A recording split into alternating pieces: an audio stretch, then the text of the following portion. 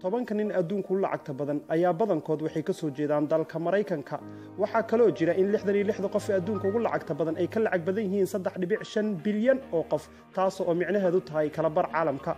waxaa liistiga nambarka 10aad kaga jira Jim Walton oo u dhalay Sam Walton ninkii aasaasay dukaanka weyn ee Walmart. waxaa kaleeto oo Jim Walton uu hogaamiyaa TV-ga CNN loo yaqaano.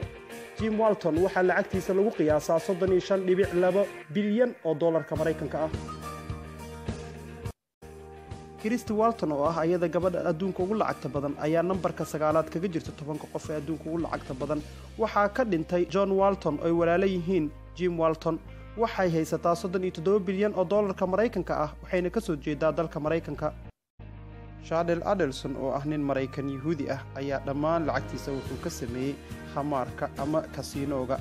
wuxuu ku jiraa nambarka 8aad, lacagtiisana waxay gaaraysaa 38 bilyan oo dollarka Mareykanka ah. David iyo Charles oo laba nin oo walaalo ah ayaa aad u daneeya siyaasadda dalka Mareykanka, lacag badanna ku bixiya.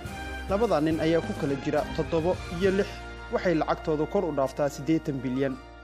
Larry Ellison oo lacagtiisa ka sameeya qalabka elektarooniga sida kombaniga Oracle ayaa ah ninka nambarka 5aad ku jira, lacagtiisu waa 50 bilyan, wuxuuna ka soo jeedaa dalka Mareykanka.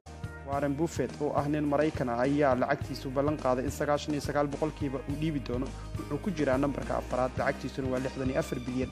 waxaa soo galaya Amancio Ortega oo ah nin Spanish ah, lacagtiisu waa 64 bilyan, wuxuu ku jiraa liistiga nambarka 3aad, wuxuuna leeyahay dukaanka Zara Shops loo yaqaan ee dharka.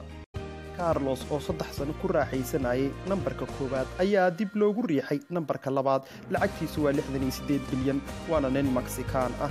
waxaa ku soo laabtay nambarka 1aad Bill Gates oo leh 77 bilyan. wuxuu lagu sheegaa ninkan inuu bixiyay lacag ka badan 28 bilyan sadaqa ahaan, waana ninka hadda adduunka ugu taageersan. xasan ji ah ayaa barnaamijkani la socodsiinaya intaan midkaan mid lamida la kulmi doono. sidaas iyo nabadgelyo.